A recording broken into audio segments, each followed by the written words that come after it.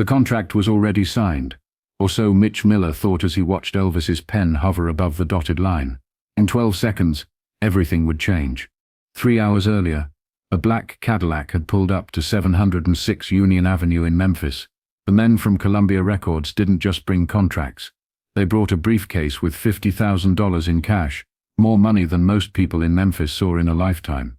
They'd flown in from New York that morning, confident they were about to steal the hottest new talent in America from a tiny recording studio that looked more like a converted auto parts store, because that's exactly what Sun Records was. But here's the part that nobody talks about. Elvis wasn't alone in that room. Sam Phillips stood in the corner, his face pale, hands shaking slightly as he lit his 4th cigarette in 20 minutes. The man who'd discovered Elvis, who'd spent his last dollars keeping Sun Records alive, was watching his biggest star prepare to walk away. Phillips had already told Elvis he couldn't match Columbia's offer. Hell, he couldn't match a tenth of it. The entire Sun Records building wasn't worth what Columbia had in that briefcase. But Phillips said nothing, just watched, because he knew something the Columbia executives didn't know yet. Look at Elvis's hand in that moment. The tremor was barely visible, but it was there. The Columbia executives, Mitch Miller, the head of A&R, and 2 lawyers whose names would be scrubbed from the official records, had done their homework.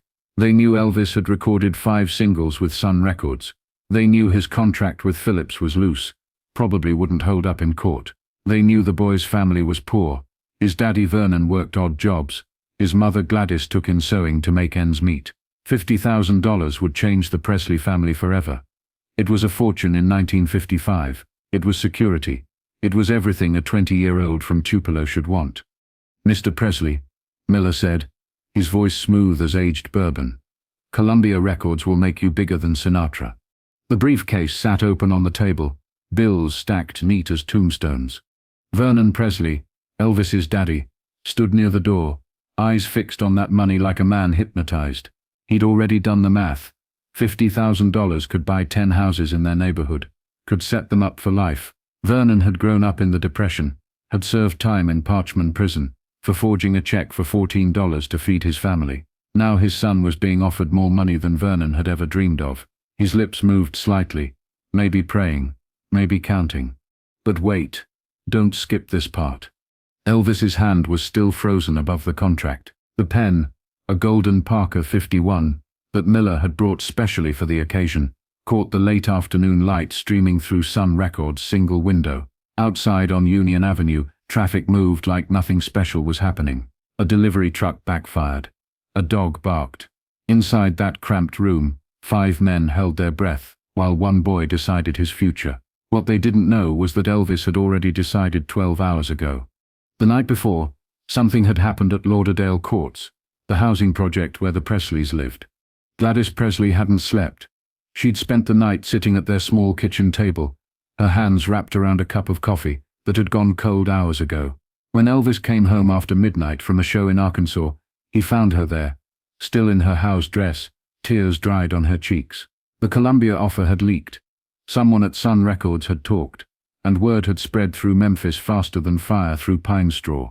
Gladys had heard from 3 different neighbors, each one telling her how lucky her boy was, how he'd be crazy not to take that New York money. "Mama," Elvis had said, sitting down across from her, "what's wrong?" Notice how Gladys didn't answer right away. She looked at her son, this beautiful, talented boy who was slipping away from her a little more each day. And she said something that would echo in that Sun Records room 12 hours later. "Sam Phillips is the only man who ever believed in you when nobody else would." That was all she said. But it was enough. Because here's what the Columbia executives didn't know. 18 months earlier, when Elvis had first walked into Sun Records, he wasn't trying to become a star. He was just a kid who wanted to record a song for his mama's birthday. Cost him $4, which was a lot for a boy driving a truck for Crown Electric. Sam Phillips hadn't even been there that day. His secretary Marion Keisker had run the session. But she'd heard something in that nervous kid's voice, something that made her write his name down, made her convince Phillips to call him back. Phillips had spent months working with Elvis, not just recording him but teaching him, pushing him, sometimes keeping the studio open all night when they both knew Phillips couldn't afford the electricity bill. When Elvis's first record didn't sell, Phillips didn't drop him. When disc jockeys wouldn't play, "That's all right, Phillips drove to radio stations himself, sometimes sleeping in his car, begging for just one spin. He'd mortgaged his house twice to keep Sun Records running. He'd believed when believing cost everything. The pen was still hovering. Miller cleared his throat. "Mr. Presley, we have a plane to catch." That's when Elvis looked up. Not at Miller, but at Phillips. Their eyes met across that smoky room, and something passed between them. Not words, but understanding. Phillips straightened up, dropped his cigarette into a Coke bottle, where it hissed and died. He didn't smile, didn't nod, just waited, because Phillips knew what even Elvis's daddy didn't know yet. This wasn't about money. Remember this moment, because it's the one that changed everything. Elvis set the pen down. The sound it made hitting the table was like a gunshot in that silent room. "I'm sorry, Mr. Miller," Elvis said, his voice steady now, all trace of tremor gone. "I can't sign this." The silence that followed was complete. Vernon's mouth opened but no sound came out. Miller's face went from confident to confused, to something approaching anger, all in the span of 3 seconds. The lawyers looked at each other like maybe they'd misheard. The briefcase full of money sat there like an accusation. But Phillips finally allowed himself the smallest smile. "I don't understand," Miller said, and for the first time his voice cracked slightly. "Is it the money? We can go higher. But here's the part you can't miss." Elvis wasn't looking at the money anymore. "It ain't about the money, sir," Elvis said, standing up now, all 6 feet of him, 20 years old, but suddenly seeming older. "Mr. Phillips here, he took a chance on me when I was nobody. He's still taking chances. I can't walk out on him now." Miller's face went red. "You're making a mistake, son. Sun Records is nothing compared to Columbia. Phillips can't take you where we can take you." That's when Phillips finally spoke. "Maybe not," he said, voice rough from cigarettes and exhaustion. "But we started something here. We're going to finish it together." The Columbia executives packed up their contracts, closed the briefcase with those $50,000, and left without another word. The Cadillac pulled away from Union Avenue, and Vernon Presley watched it go like a man watching his ship leave without him. He turned to his son, and for a moment it looked like he might cry or yell or both. But then he saw something in Elvis's face. Determination, maybe, or destiny, and Vernon just nodded, put his hand on his boy's shoulder. "Look, this is where most people think the story ends. But it doesn't."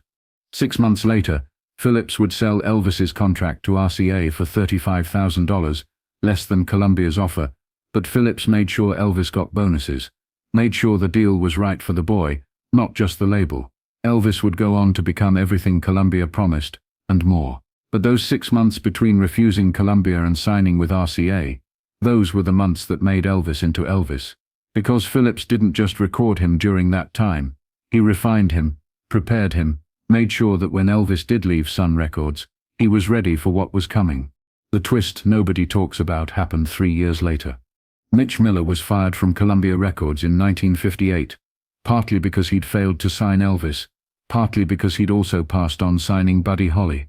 The board of directors specifically cited the Elvis rejection as one of the greatest failures in Columbia's history. Miller would spend the rest of his career telling people that Elvis had made a handshake deal, had gone back on his word.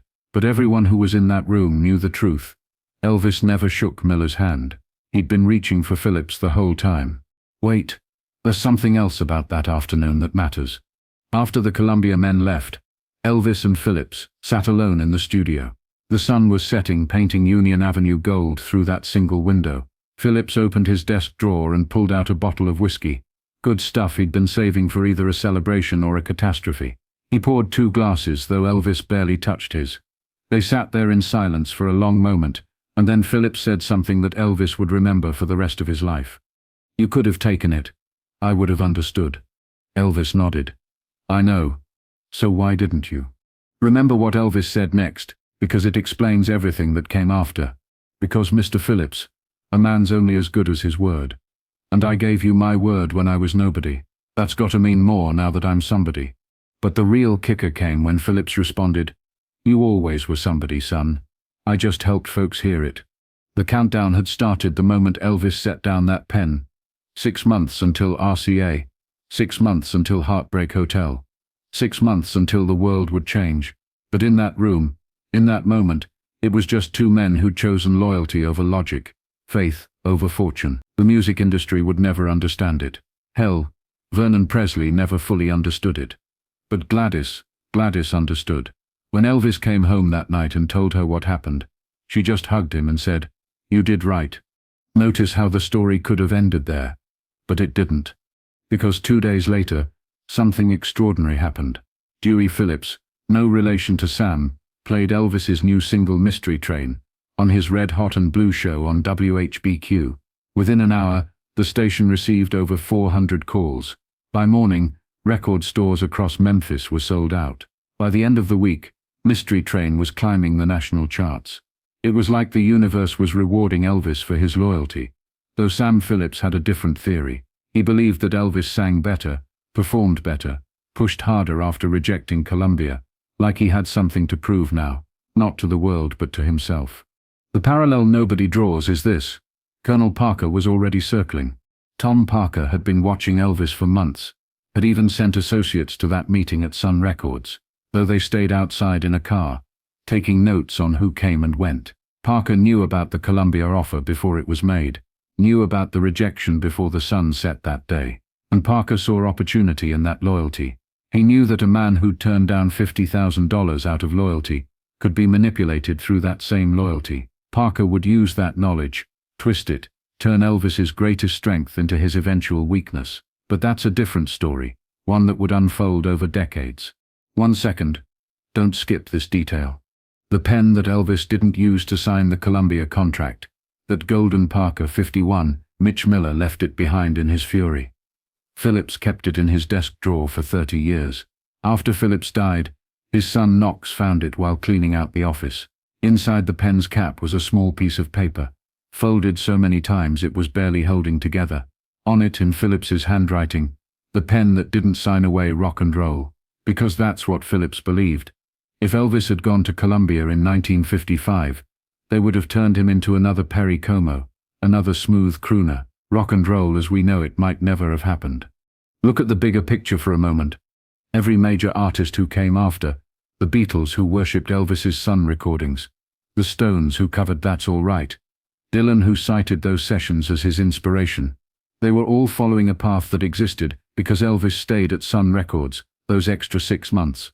Because during that time, Phillips and Elvis created something raw, something dangerous, something that couldn't have been made in Columbia's polished New York studios. They created a sound that would echo through generations.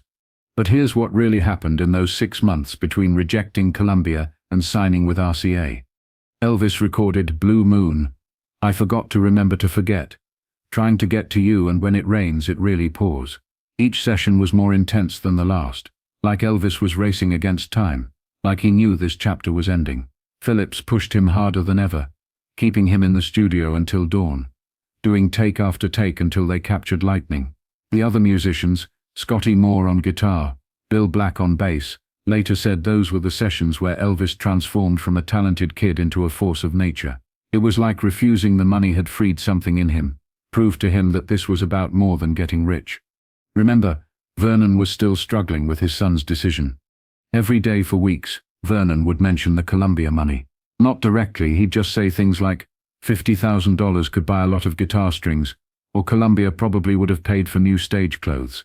It got so bad that Gladys finally told him to stop, said he was making Elvis doubt himself. But Elvis never doubted, not once. He'd made his choice in that room with the briefcase full of money and the golden pen, and he never looked back. The connection nobody makes is to what happened on Elvis's last day at Sun Records. December 15th, 1955. Elvis had already signed with RCA by then, the deal negotiated by Colonel Parker, who'd somehow convinced Phillips to sell and Elvis to go along with it. But Elvis had one more session at Sun Records, one more night in that little studio on Union Avenue. He recorded Trying to Get to You that night, and everyone who was there said it was different, desperate, almost like he was trying to capture something before it disappeared forever. When the session ended at 3 a.m., Elvis didn't leave immediately. Notice what happened next, because it matters. Elvis walked around the studio touching things. The microphone he'd sung into for 18 months, the acoustic tiles on the walls, the glass window of the control booth. Phillips watched from his chair, saying nothing. Finally, Elvis walked over to Phillips, and they shook hands. Not a business handshake. Something else. Something final. Elvis started to say something, stopped, started again. Finally, he just said, "Thank you, Mr. Phillips." And Phillips, tough Sam Phillips, who'd risked everything on rock and roll, his eyes got wet, and he said, "Thank you, son." But wait, here's the kicker that changes everything. In 1969, 14 years after that rejection in the Sun Records studio, Elvis was in Las Vegas, about to start his legendary comeback residency at the International Hotel.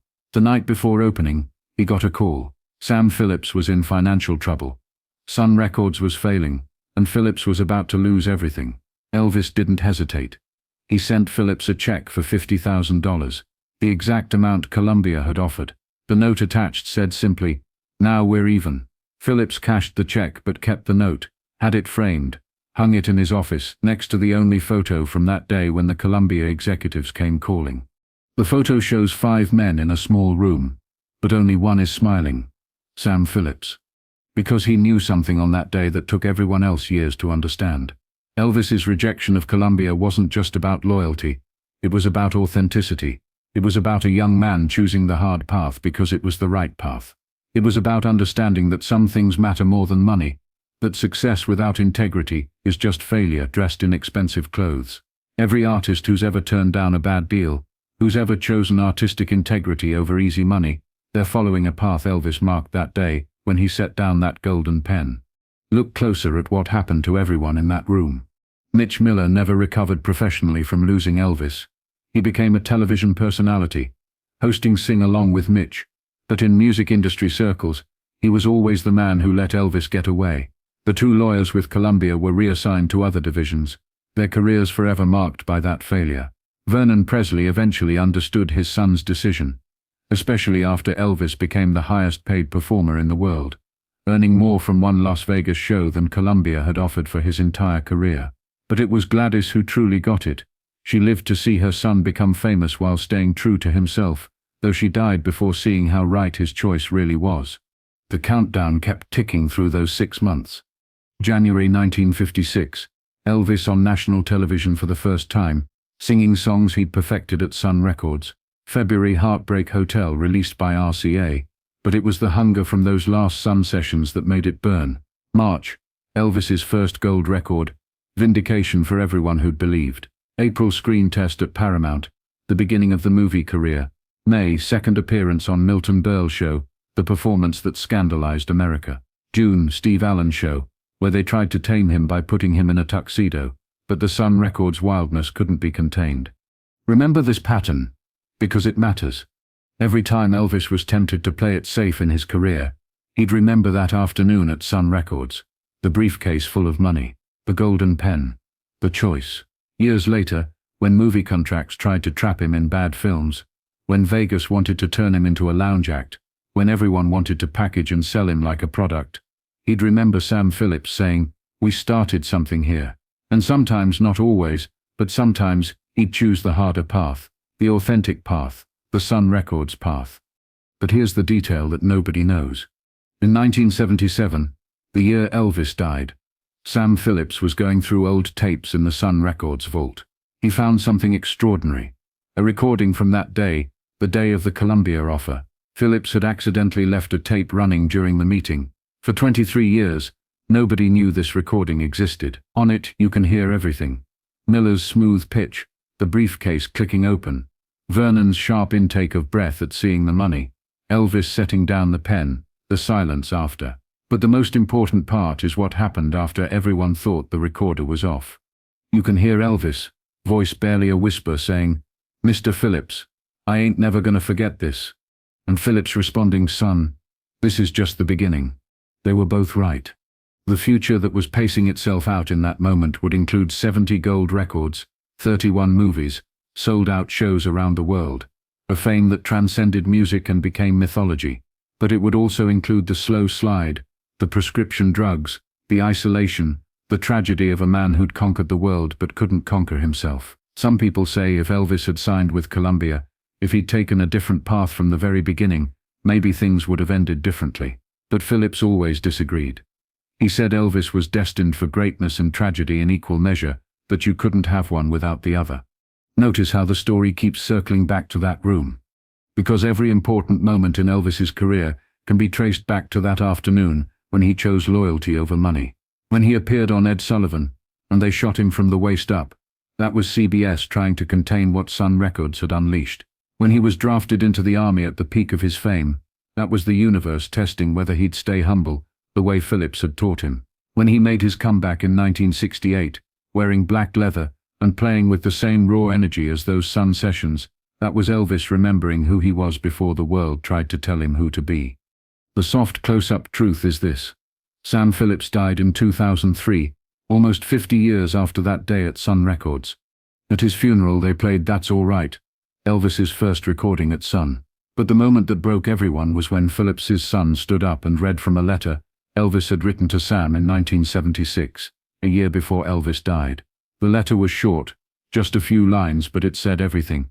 Mr. Phillips, every good thing that happened to me started in that little studio on Union Avenue. But the best thing wasn't the music or the fame. It was learning that a man's word means something. Thank you for teaching me that. Thank you for believing when nobody else did. Your friend, Elvis. The room was silent except for quiet crying, because everyone there understood. This wasn't just about music. It was about honor, loyalty, the choices that define us. It was about a moment when a poor kid from Tupelo could have taken the easy money, but chose the hard road instead. And in choosing that road, he changed everything. Music, culture, the very idea of what a star could be. Look one more time at that afternoon in Sun Records. 5 men in a small room. A briefcase full of money, a golden pen, a choice. In that moment, the entire future of popular music balanced on the edge of a 20-year-old's decision. He chose loyalty. He chose authenticity. He chose Sam Phillips and Sun Records, and the difficult path that led to glory and tragedy in equal measure. He chose to become Elvis, not just a singer but an icon, not just a star but a supernova that still lights our sky decades after burning out. And it all started when he set down that pen and said, "I can't sign this." The $50,000 that Elvis refused that day would be worth over $500,000 today. The catalog he created instead is worth billions. But the real value, the lesson that echoes through time, is that sometimes the best deal is the one you don't take. Sometimes saying no is the most powerful yes to your own destiny. Sometimes loyalty is its own reward, paid out over a lifetime of knowing you did the right thing when doing the wrong thing would have been so much easier. That's the story of the day Elvis said no to Columbia Records and yes to everything else that mattered.